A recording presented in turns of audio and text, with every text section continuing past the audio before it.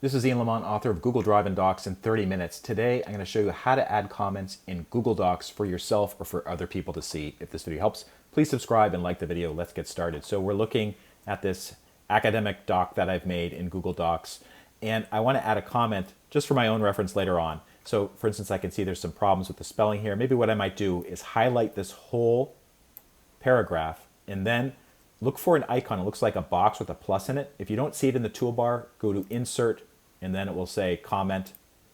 And basically, then it'll be highlighted in yellow, and you can type a comment. So I might say, don't forget to spell check. Okay? And then comment.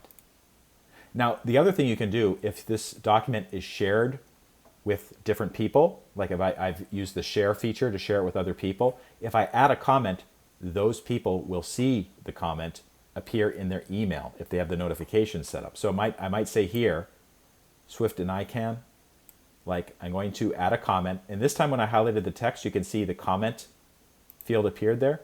And I might say, this is covered in the text book. And click comment. And the people will see those comments.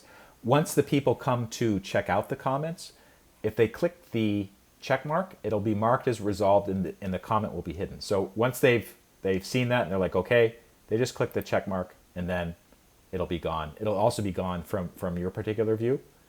And basically that's it. If you want to show all comments, go to the top right corner of the screen where there's an icon, show all comments, and you can see resolved comments as well as the comments that are not resolved.